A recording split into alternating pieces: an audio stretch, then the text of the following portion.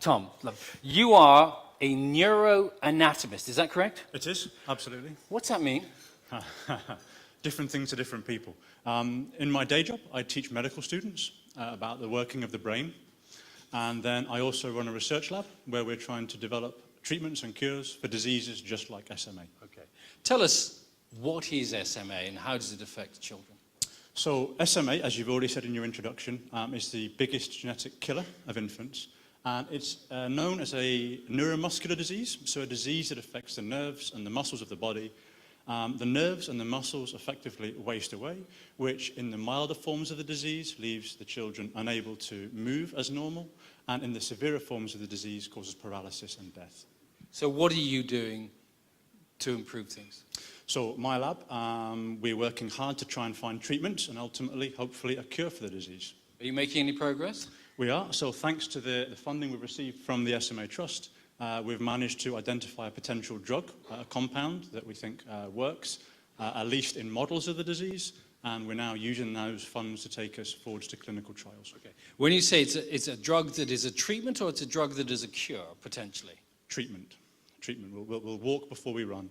It's a treatment. It can stop or halt the progress of the disease if administered early enough, but the pathways that we target, we hope, will ultimately be able to stop completely the progress of the disease. How far along the road are we then with this potential treatment?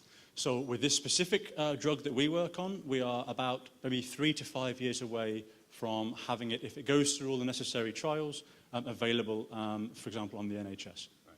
But it takes a lot of money to get this progress on the road. Can you give us an idea of how much it costs to keep your research going? Yeah, sure. So my lab costs about £200,000 a year in terms of just to keep things running. The efforts across the UK in terms of clinical trials runs into millions of pounds. Okay. But 200,000 budget, to be honest, with the amount of money in this room, I reckon just one person standing up could sort that out this evening. Do you reckon? Any volunteers? Okay.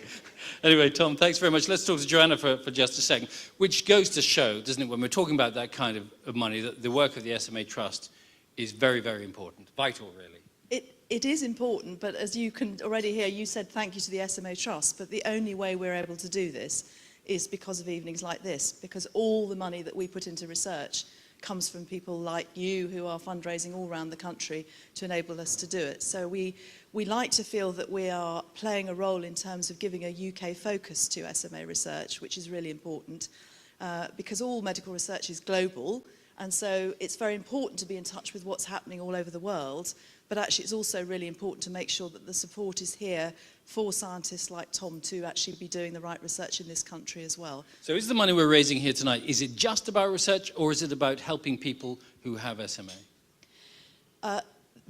Well, it's both, isn't it? I mean, at this stage, it's about the research for this project, but obviously the end game, the potential in terms of the number of people that could help is huge.